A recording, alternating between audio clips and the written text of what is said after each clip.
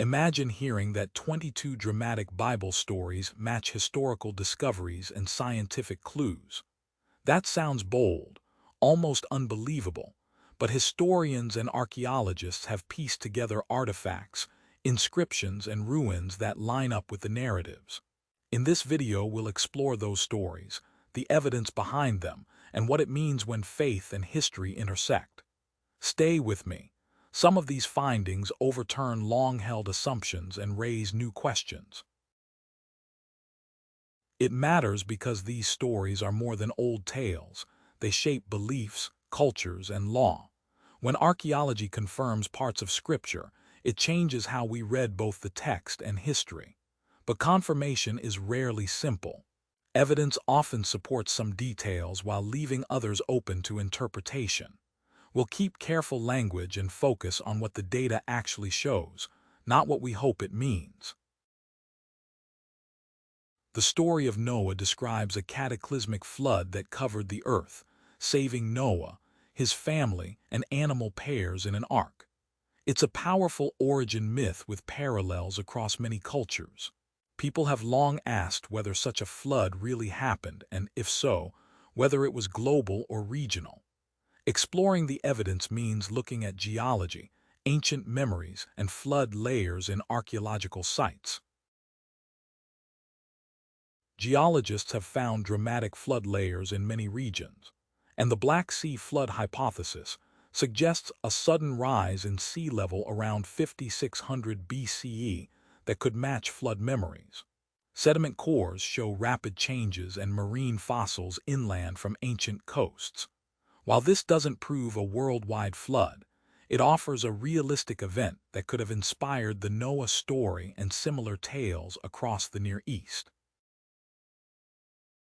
Putting the lines together, many scholars think flood narratives preserve a memory of a dramatic regional event rather than a global deluge.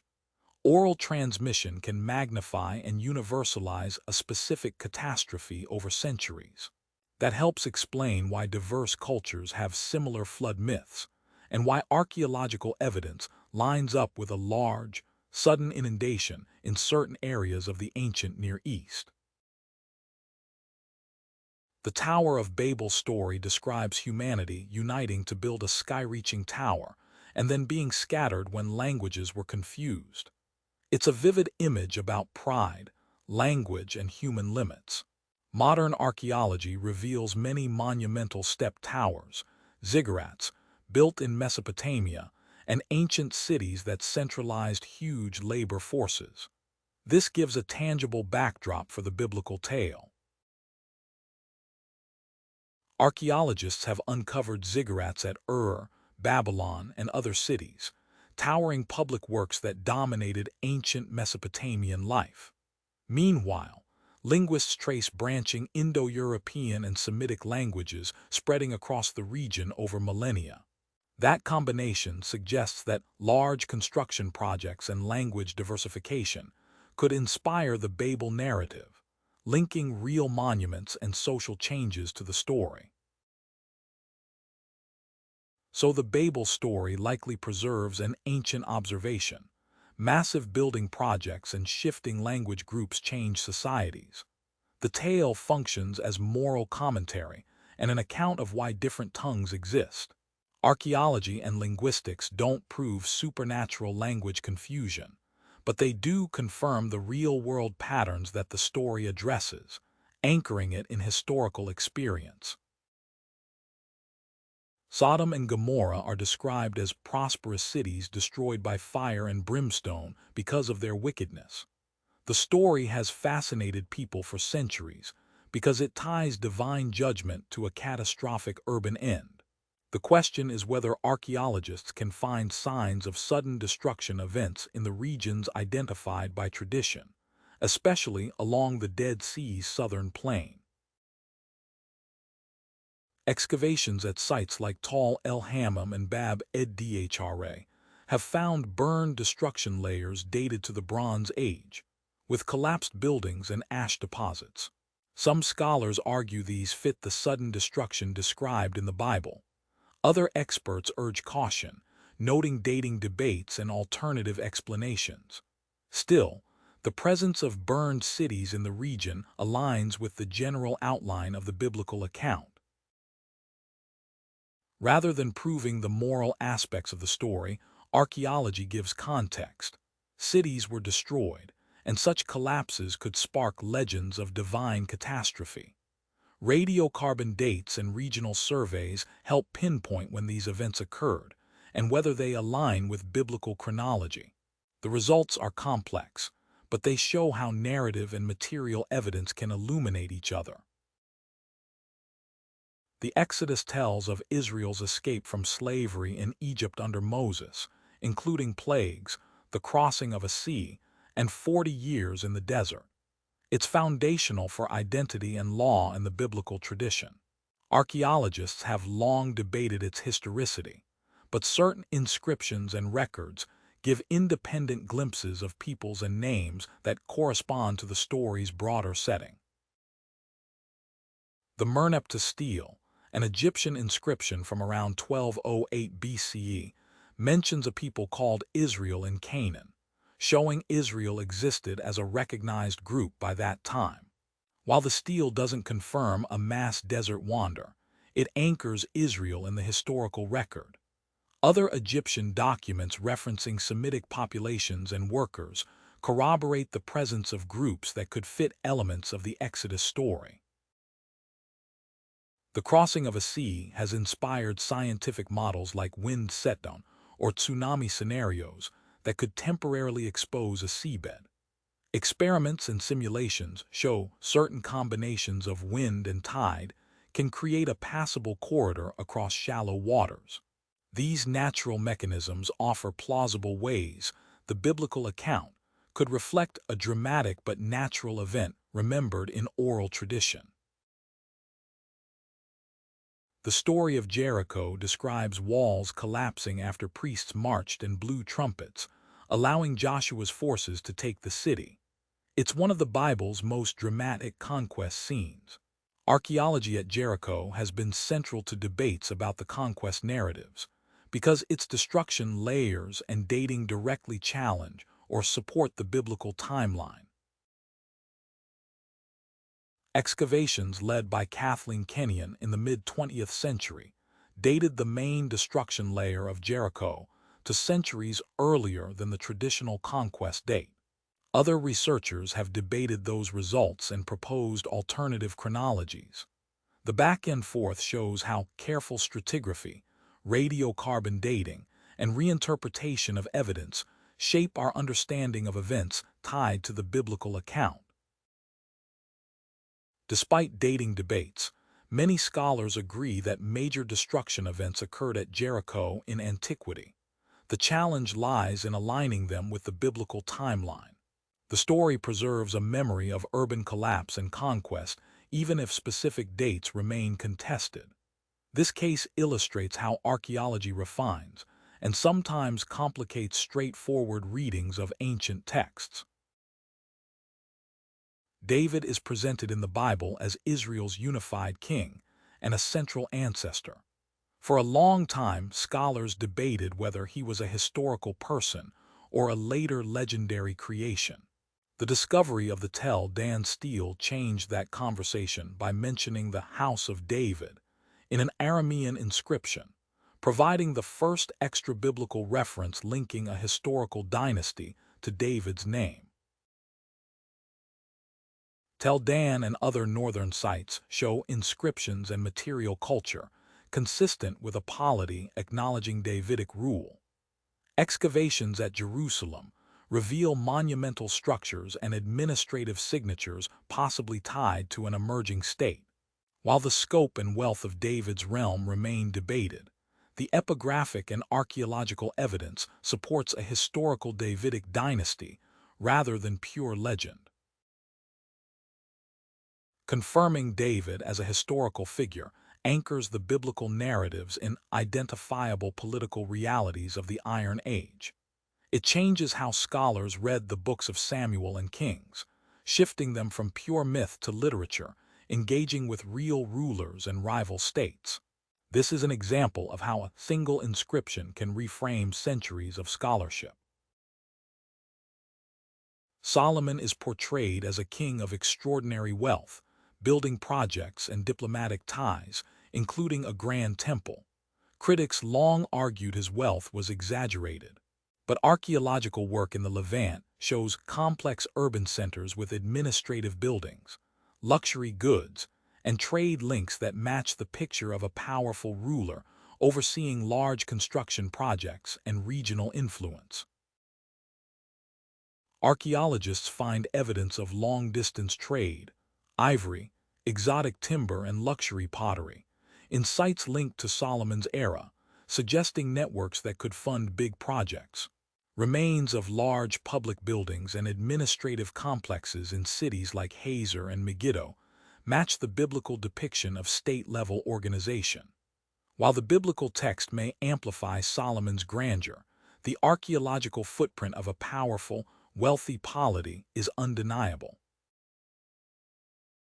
The exact details of Solomon's temple remain debated, but temple archaeology and comparisons with nearby cultures show how a monumental sanctuary would have looked and functioned. Finds like cultic objects and architectural parallels in the Levant help reconstruct the ritual world the Bible describes. The temple's portrayal reflects a real cultic and political center that archaeology helps us imagine. Hezekiah's tunnel features in the Bible as a clever engineering project carved to bring water safely into Jerusalem during siege. It's a dramatic example of ancient hydraulic ingenuity. Archaeologists found the tunnel and an inscription, called the Siloam inscription, carved into the rock recording the meeting of two teams, providing a rare contemporary account of the work. The Siloam inscription, discovered in the tunnel, describes the crews meeting as they dug from opposite ends, an impressive feat. This inscription aligns with the biblical narrative about securing Jerusalem's water supply under Hezekiah's reign. It's a striking moment where text and material evidence converge, confirming both the event's technical reality and the historical memory preserved in Scripture. Elijah's dramatic confrontations with kings and prophets, including the challenge on Mount Carmel, are vivid episodes of prophetic authority. They play out against real political conflicts between Israelite kings and neighboring powers. Assyrian and other Near Eastern records, along with biblical synchronisms, place these events in a historical framework of 9th century BCE politics, where charismatic prophets could indeed influence public affairs. While direct inscriptions naming Elijah are absent, the broader political and religious tensions he addresses, conflict with foreign gods, royal patronage of alternative cults, are well documented. Regional inscriptions and reliefs show rivalries and ideological battles between kings and prophets.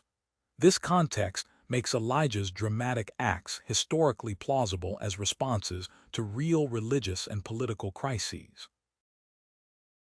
Elijah's narrative preserves the voice of dissent in a time of shifting allegiances and the clash of cults.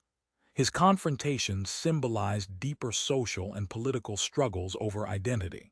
The archaeological and textual background confirms that religious reform and opposition were central issues in the region, making Elijah's role historically meaningful beyond the theological message. The Bible mentions the Hittites multiple times, but for centuries scholars thought they were a biblical fiction because no evidence of such a powerful empire seemed to exist. Then archaeologists uncovered a major Hittite civilization in Anatolia with palaces, treaties, and archives, completely rewriting understanding. The Hittites are a prime example of a people known from the Bible who were vindicated by archaeology. Excavations at Hadusa and other Hittite sites revealed diplomatic treaties, law codes, and royal correspondence in cuneiform, documents that established the Hittites as a major Bronze Age power. These archives match and expand biblical references, showing that the biblical writers engaged with a real international landscape of treaties and empires. The rediscovery of the Hittites reshaped both archaeology and biblical studies. The Hittite case shows how archaeology can restore forgotten players from the margins of textual memory. It also cautions that absence of evidence is not evidence of absence. Sometimes entire civilizations wait to be uncovered. When archaeological discovery catches up to textual hints, narratives once dismissed can become central to historical understanding. The Babylonian exile was a formative catastrophe. Elites and skilled workers were deported to Babylon after Jerusalem's fall. The Bible records this as a turning point, and cuneiform records and Babylonian chronicles corroborate deportations, sieges, and the capture of Jerusalem. Together, these sources create a converging historical picture of displacement, trauma, and cultural change. Babylonian administrative texts, royal annals, and archaeological destruction layers in Judah align with the biblical chronology of conquest and exile. These records note campaigns by Nebuchadnezzar and population relocations. Archaeology also reveals shifts in material culture during exile and return, underscoring the historical reality of this traumatic period in Jewish history. The exile reshaped religious practice, encouraging scripture compilation, new laws, and identity reformation in diaspora. Many parts of the Hebrew Bible show influence from post-exilic concerns and reforms. The convergence of textual and archaeological evidence shows exile wasn't a single event in memory alone, but a profound historical turning point with long-term cultural consequences.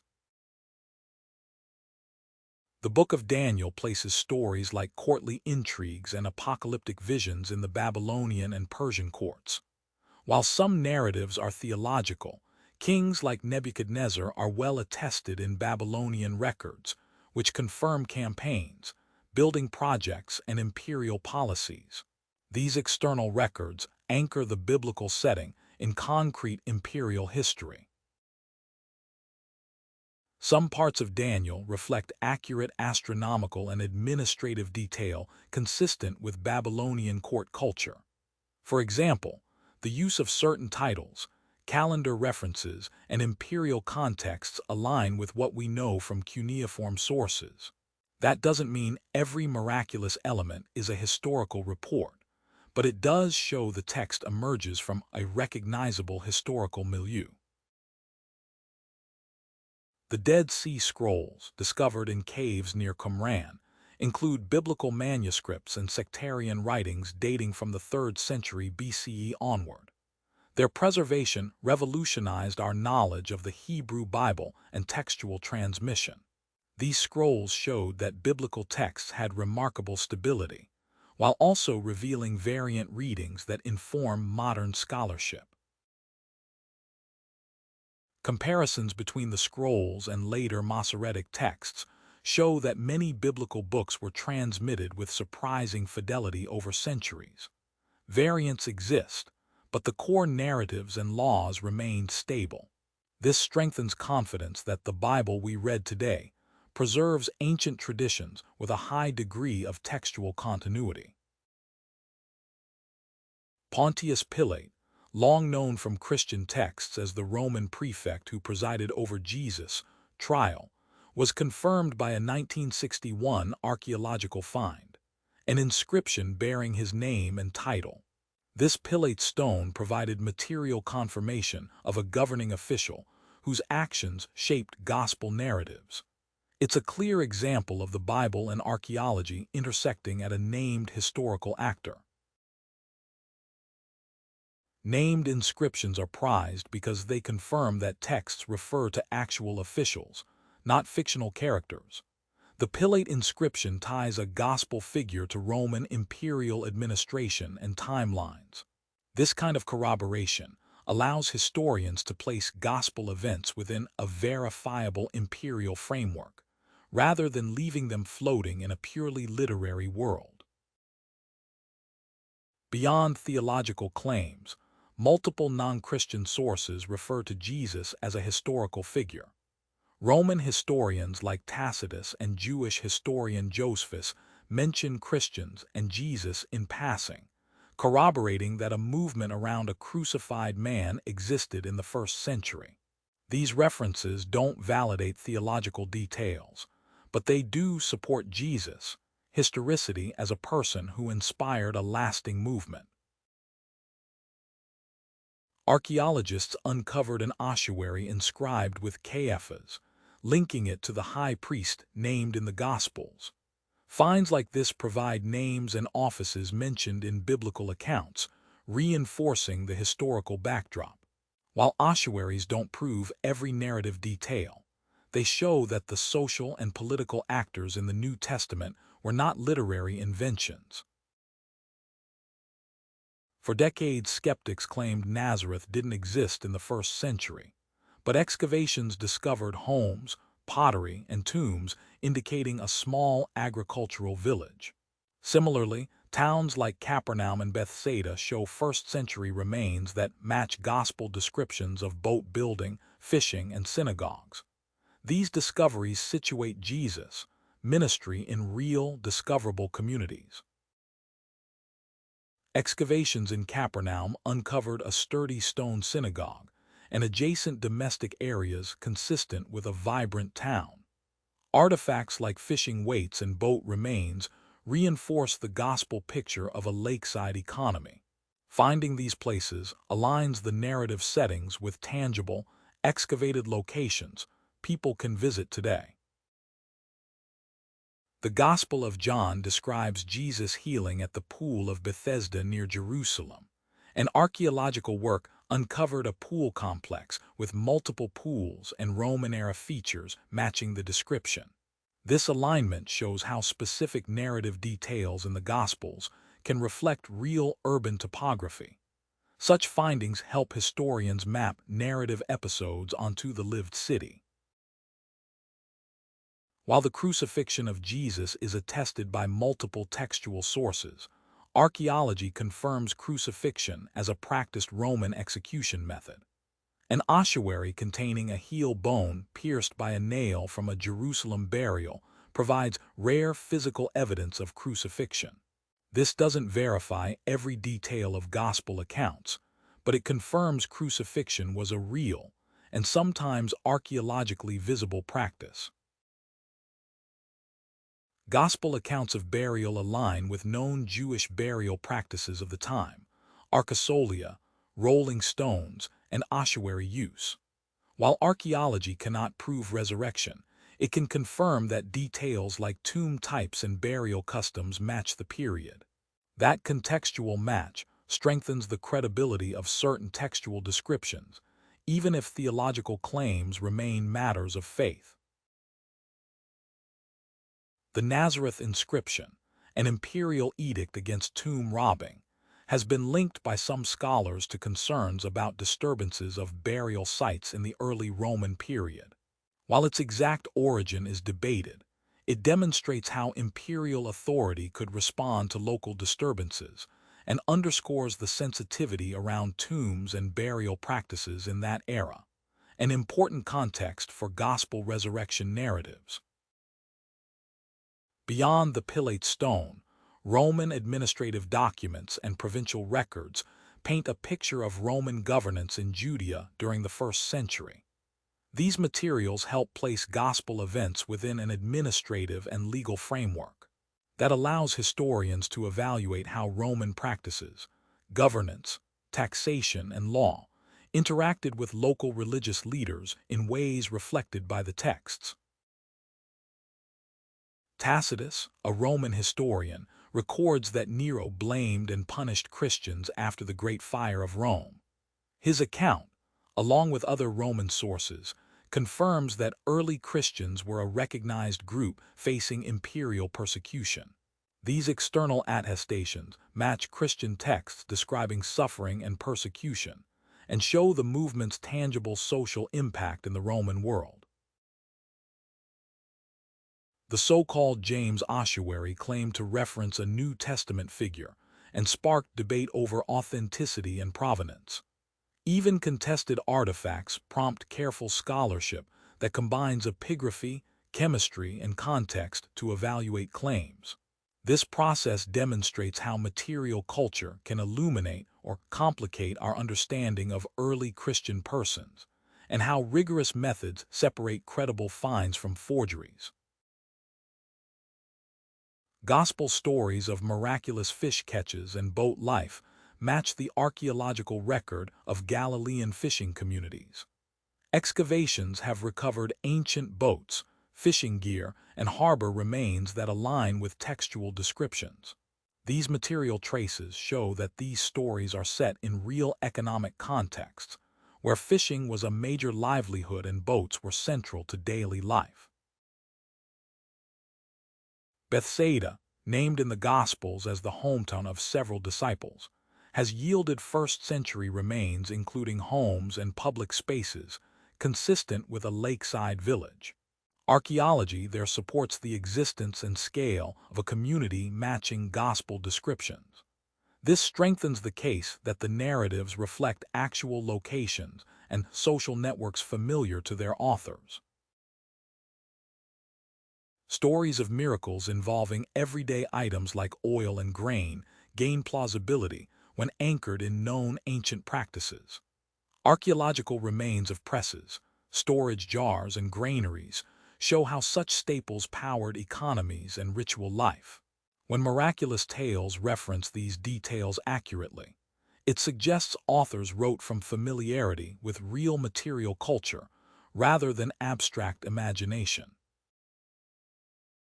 A long debate centers on a census mentioned during Jesus' birth tied to Quirinius, which raises dating questions because Roman records show multiple censuses.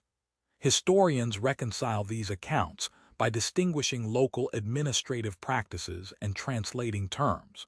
This debate highlights how small administrative details in texts can be cross-checked against imperial records to refine historical chronologies.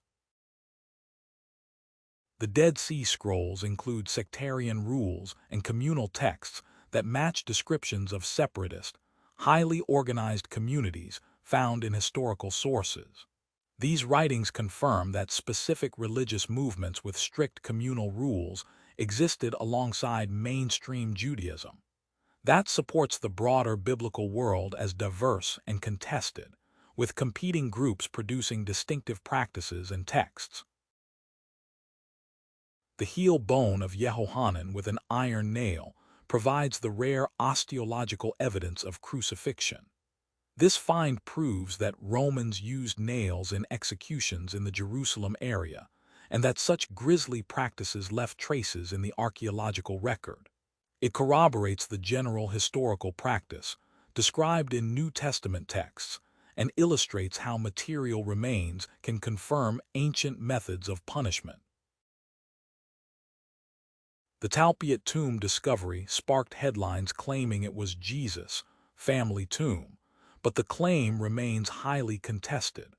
Epigraphic analyses and statistical methods used in those arguments have been critiqued by many scholars. This case highlights how sensational claims require rigorous peer review, and how archaeology can be misread when popular desire outpaces careful scholarship. The Nazareth inscription suggests Roman authorities sometimes issued harsh measures against tomb robbing, reflecting the sensitivity of burial customs. While linking it directly to Christian events is speculative, the edict clarifies the legal and social context around tombs in the imperial world. Understanding that context helps temper sensational claims and anchor them in the practical realities of Roman governance. Early Christian graffiti, inscriptions, and catacomb art provide direct snapshots of belief, ritual, and community identity in the 1st century CE. Symbols like the fish and anchor, plus funerary inscriptions, show how early followers expressed hope in resurrection and community memory. These materials complement literary sources, by giving us grassroots evidence of belief and practice. In 1986, fishermen pulled an ancient boat from the Sea of Galilee that dated to the time of Jesus, often called the Jesus boat. While we can't link it to Jesus personally, the vessel demonstrates the types of boats used in Galilean life.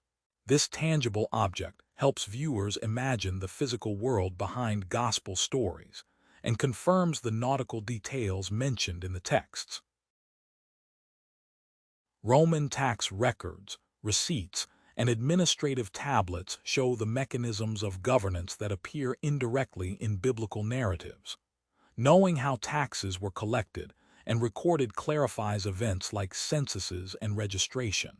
This administrative backdrop helps interpret passages about taxation, census taking, and local governance in their proper fiscal and bureaucratic context. The discovery of multiple caches of manuscripts across caves shows a vibrant manuscript culture beyond a single community. These finds suggest scribal activity, script circulation, and concern for preserving sacred text over centuries.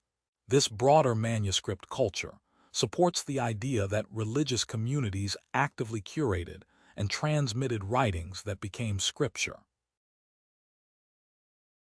Archaeologists have uncovered stone synagogues from the first centuries BCE and CE across the region.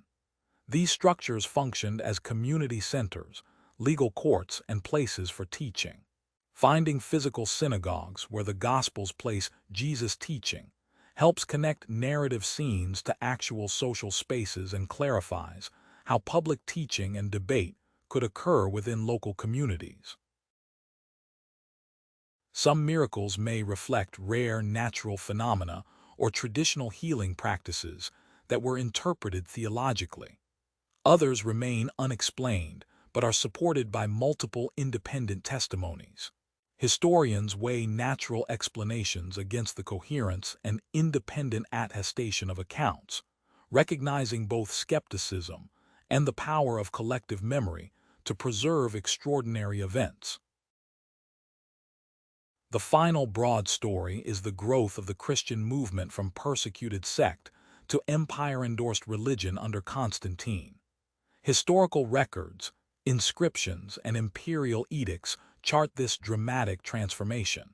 The movement's spread and institutionalization are archaeologically visible in churches, inscriptions, and imperial monuments, showing how a small movement reshaped an empire and left lasting material traces. Skeptics rightly demand rigorous proof, while believers may see confirmation in every find. The real challenge is to apply consistent methodology, archaeology, epigraphy, stratigraphy, and careful textual criticism. We must ask whether evidence supports narrative claims, which parts are corroborated, and which remain interpretive. That disciplined balance helps avoid both gullibility and reflexive dismissal.